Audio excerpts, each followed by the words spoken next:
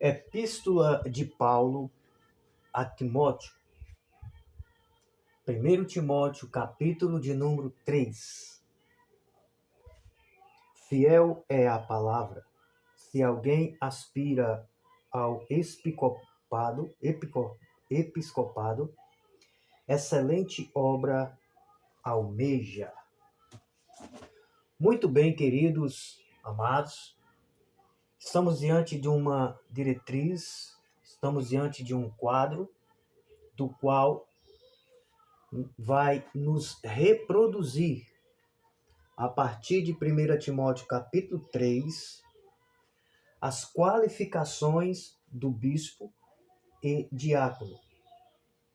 Em ocasião de espaço, nós vamos tratar por hora apenas a qualificação do bispo, ou do presbítero, ou do pastor, ou até mesmo do diácono. Pois essas qualificações, elas se agregam também aos diáconos sobre partes. Ok? Então, quando Paulo escreve essa epístola a Timóteo, ele tem em si a obrigatoriedade de expor os requisitos dos quais eram requeridos pelos almejantes, a saber, aqueles que queriam almejar o episcopado. Ok? Muito bem. Tem algumas coisas nesses requisitos que traz algumas polêmicas e que, por falta de conhecimento técnico, ou muitas das vezes falta de conhecimento teológico dentro do seu contexto histórico, porque as escrituras ela traz em si a perspectiva de todo um contexto hermenêutico, um contexto histórico, um contexto do qual nós temos que ler com a intenção de compreender a sua veracidade daquilo que o texto nos quer traduzir. Então, você se utilizar de um texto sem o seu contexto, isso vai te dar vazão para um pretexto. Então, as escrituras elas têm que ser conduzidas com mais respeito, com mais sinceridade e tendo em vista terceiros que podem muitas das vezes pagar um alto preço por causa da interpretação de forma errônea. Então nós temos aqui diante de nós o apóstolo Paulo, que escreve uma carta para Timóteo, preocupando-se com o agregamento da igreja, com o crescimento da igreja, e para que ali houvesse uma qualificação, para que ali houvesse homens que pudessem estar ali tratando de uma forma amorosa, de uma forma verdadeira, ele envia para Timóteo as qualificações que a igreja requeria para que homens pudessem estar ali à frente para trabalhar para o bem-estar e o crescimento e desenvolvimento da obra naquela localidade. E quando ele escreve essa epístola para Timóteo, ele manda no capítulo 3 as qualificações pelas quais os homens daquela igreja poderiam estar aptos para exercer as suas funções ministeriais.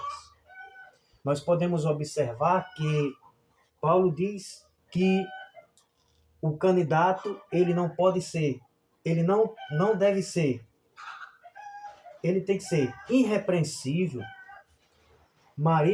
esposo de uma só mulher, temperante, sóbrio, modesto, hospitaleiro, apto para ensinar, não dado ao vinho, inimigo de, deve ser inimigo de contendas, não avarento, governe bem a sua própria casa, não seja neófito.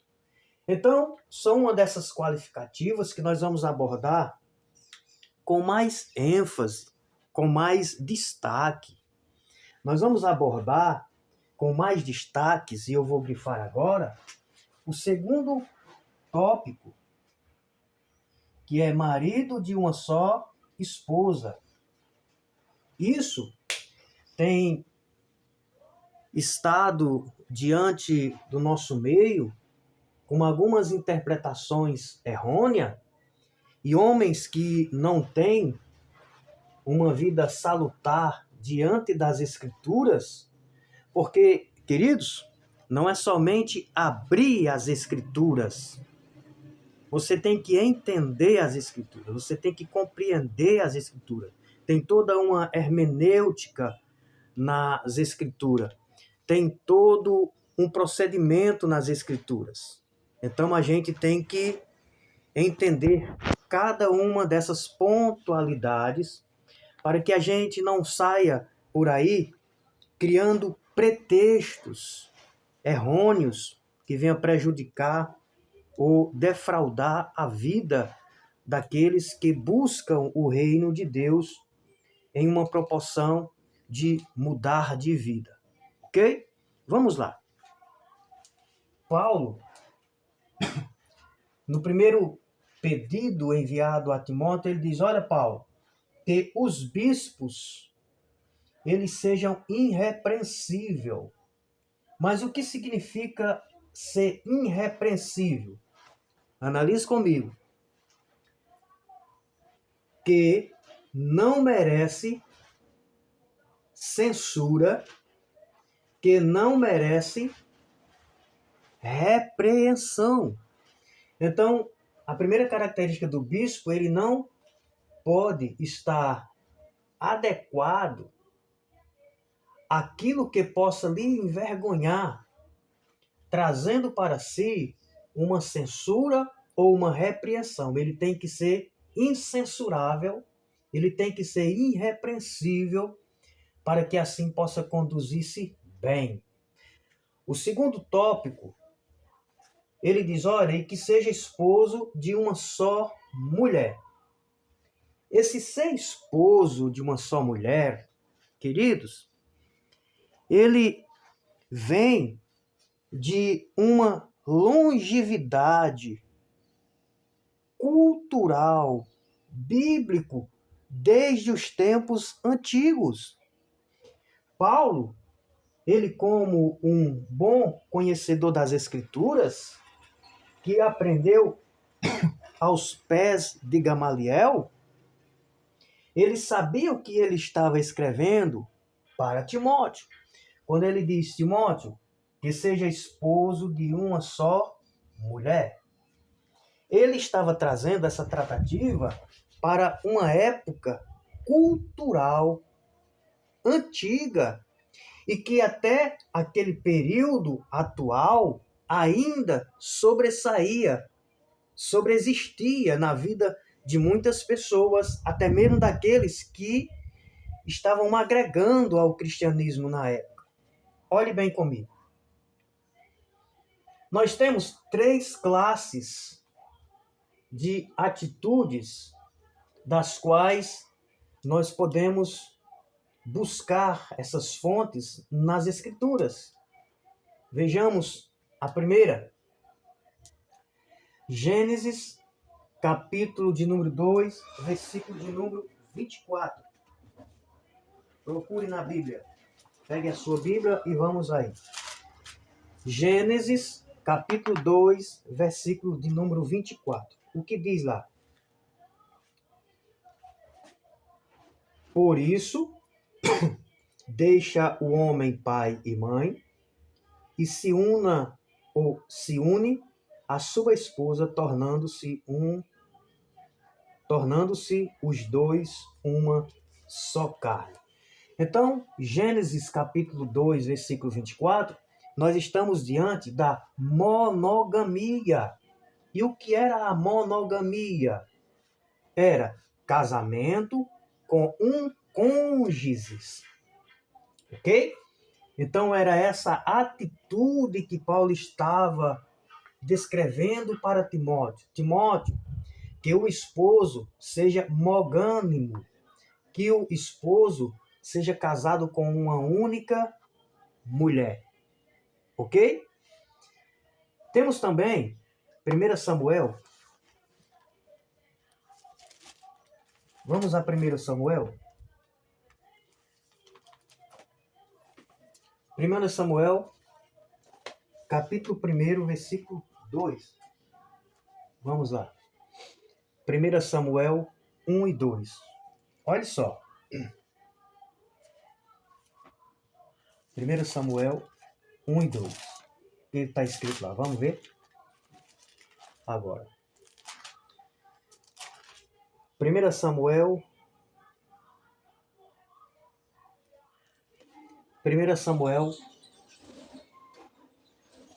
1 e 2.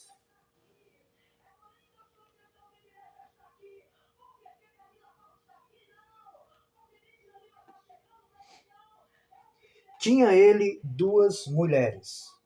Uma se chamava Ana e a outra Penina. Penina tinha filhos. Ana, porém, não tinha. Ok? Então, 1 Samuel, capítulo 1, versículo de número 2, nós estamos ali diante de uma bigamia. O que é uma bigamia? Uma bigamia é casamento com dois cônjuges. Então é o que nós temos aqui em Samuel 2. Você pode observar nas escrituras. Tinha ele, porém, duas esposas, Ana e Penina. A outra razão pelo qual Paulo cita a monogamia é em virtude da poligamia. Você tem 1 Reis, capítulo de número 11. Vamos ver lá o que é que diz em 1 Reis. 1 Reis, capítulo de número 11. 1 Reis, capítulo de número 11, do 1 ao 8. 11 do 1 ao 8. 1 Reis 11.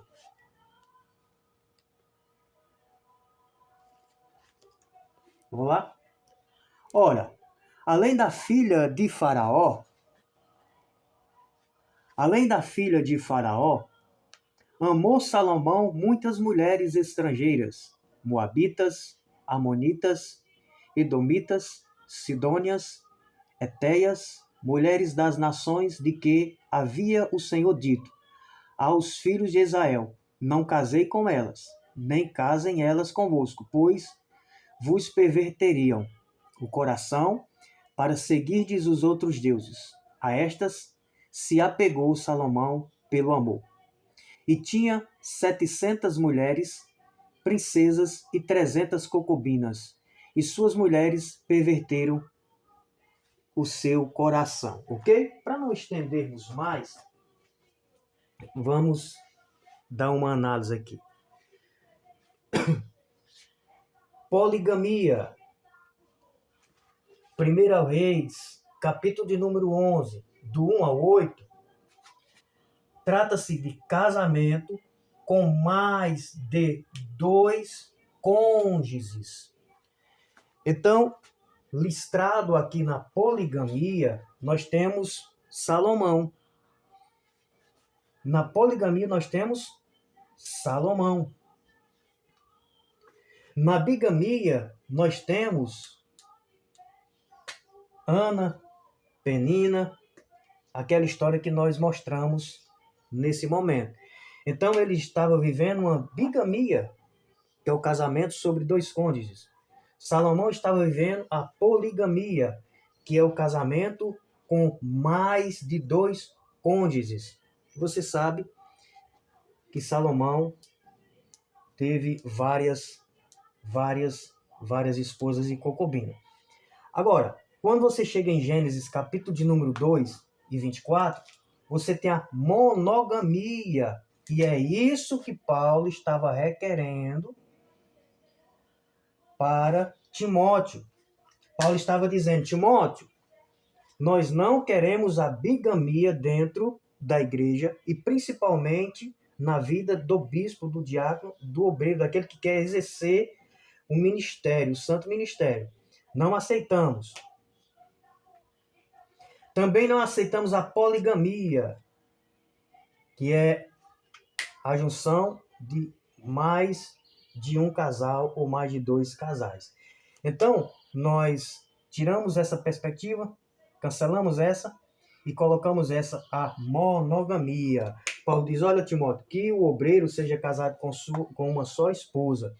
Isso não significa que Paulo estava exigindo do candidato ao episcopado que ele nunca tivesse tido um relacionamento, que ele nunca tivesse namorado.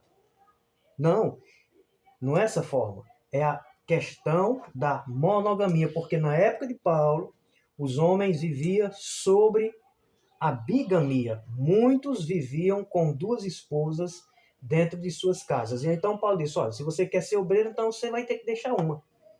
Você deixa uma e vai viver só com uma família. Ok? Então não tem nada a ver com divorciado ou quem já teve outros relacionamentos. Ele está falando no estado civil para estar adequado nas qualificações dos bispos. Então o bispo tem que ser temperante, ou seja, tem que ter autocontrole. E aí é onde nós devemos muito nessa questão do autocontrole. Você conhece algum pastor descontrolado emocionalmente, psicologicamente?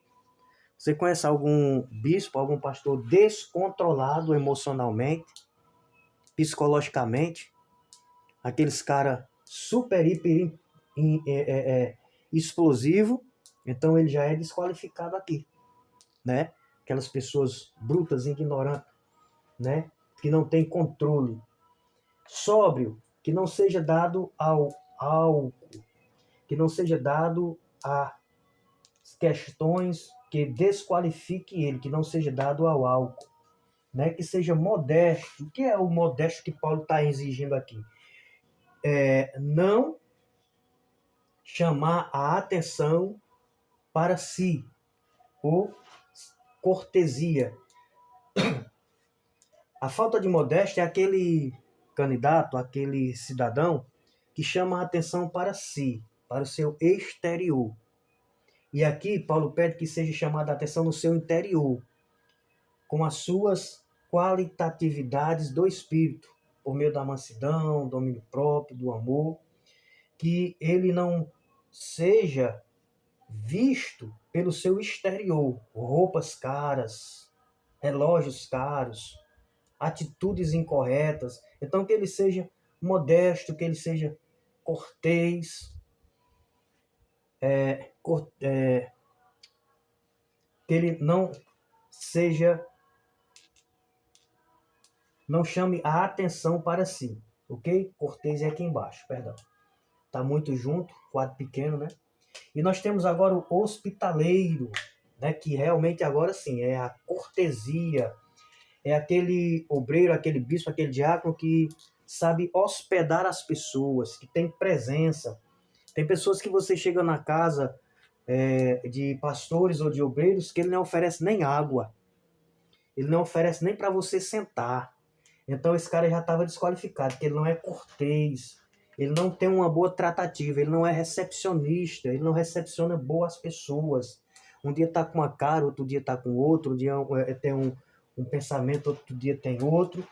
E para essa qualificação, ele não serviria. Apto para ensinar, capaz, hábil e que tenha sabedoria, seja idôneo. Não pode ser aquele obreiro, irmão, que ensina uma coisa hoje e amanhã ele está fazendo o contrário, né? Então eles têm que estar apto a ensinar. Não dado ao vinho. Essa questão é muito interessante, que ela é polêmica. Coloca-se ao lado do vinho. Esse coloca-se ao lado do vinho é ter o vinho ao seu lado, à sua cabeceira. Que, de vez em quando, ele está lá, tomando um vinhozinho, né? Está exagerando nas doses e não pode nem ter ao lado o vinho, nem pensar nisso daí. Né? Inimigo de contendas. Contrário à contenda. Ele tem que ser contrário à contenda. Ele não pode ser inimigo das contendas, né? E tem líderes e pastores que ele ama a contenda. Ele mesmo faz a contenda dentro da igreja, né? Ele vai recepcionar um para aconselhar no gabinete. Aí, para ganhar ponto com aquele que ele está aconselhando, ele fala mal do outro. Aí, quando o outro vem, ele fala mal do que ele aconselhou para ganhar ponto com o outro. Então, esse camarada aqui já tem outra desqualificação. Aqui. Ele já está desqualificado aqui. Ele não pode ser amigo da contenda. Não avarento. Esse não avarento, irmão, muitos têm batido na tecla em questões das pessoas contribuintes, mas não é esse o sentido que Paulo está querendo explicar. Paulo não está direcionando isso para o dizimista, para o ofertante. Paulo está direcionando isso para o obreiro, para o pastor, para o bispo, para os diáconos. E ele está dizendo, não seja avarento, que não seja avarento. Ok? Significa dizer que não seja mesquinho, que não seja sovino e que não faz caridade. Ou seja, a caridade, a bondade, a perspectiva de cooperar, de ajudar com as pessoas, é uma qualidade para os bispos dos quais Paulo escreve para Timóteo. Ou seja, ele não pode ser avarento. Nós não podemos, muitas das vezes, fazer uma campanha, adquirir recursos, onde a própria conjuntividade da igreja vai ajudar uma pessoa, mas você, como líder, você não bota a mão no seu bolso para tirar do seu salário, do seu dinheiro. Então você organizou ali, a igreja cooperou e você tem o status de que ajudou. Isso é factóide. Isso é mentira. E Deus vai cobrar. Então, o obreiro, ele não pode ser avarento, ele não pode ser mesquinho. Ele tem que realmente também cooperar, ajudar com seus recursos próprios, não só da igreja. Número 11. Governar bem a própria casa. Isso é o mais complexo, irmão. Um bom exemplo e ensinar. Nós não podemos qualificar de uma forma geral, porque somos sujeitos a erros e muitas das vezes a inoperâncias. Mas de uma forma geral, o requerimento é que nós venhamos governar bem a nossa casa com o exemplo. Você fala para o filho não mentir, mas você tem diploma de mentiroso. Você fala para o filho para não roubar, mas você tem certificado de ladrão. Você fala para não defraudar ninguém, mas você muitas das vezes você defrauda alguém. Então você não está sendo exemplo para a sua própria casa. Você tem que ser o exemplo para a sua própria casa, ensinando o evangelho, corrigindo com disciplina, para que você seja exemplo na sua própria casa, por meio do amor, das condições que a palavra de Deus ela nos reflete. Então, que governe a sua casa, né?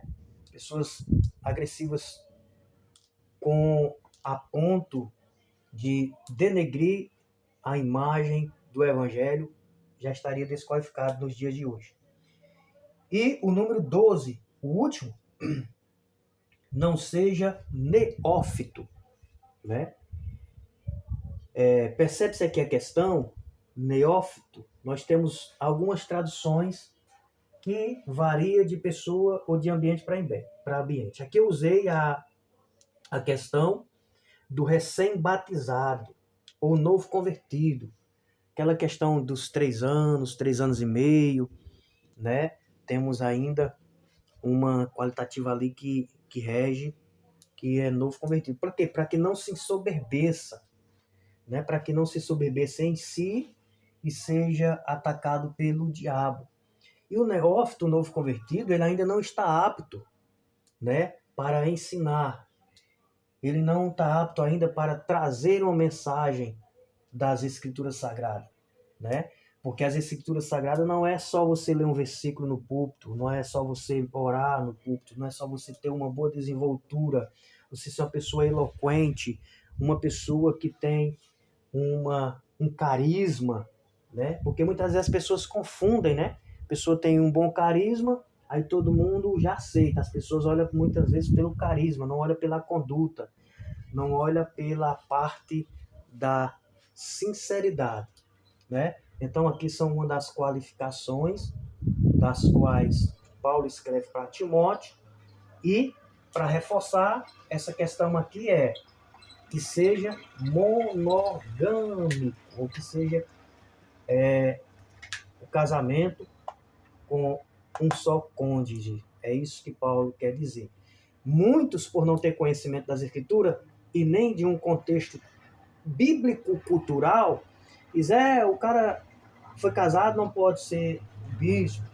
O cara já teve namoradas, não pode ter não pode ser bispo. É isso que Paulo estava dizendo. Não, não é isso. Nós precisamos sair das emoções e vamos trabalhar na razão.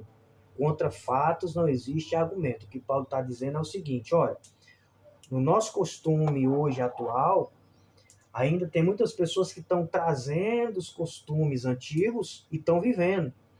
Eu vejo que tem pessoas aí na igreja que estão vivendo uma bigamia. Então, Timóteo, se eles querem exercer o episcopado, o diaconato ou o presbitério, que eles deixem a bigamia, a poligamia e vivam a monogamia. Ok? Deus em Cristo vos abençoe de uma forma poderosa.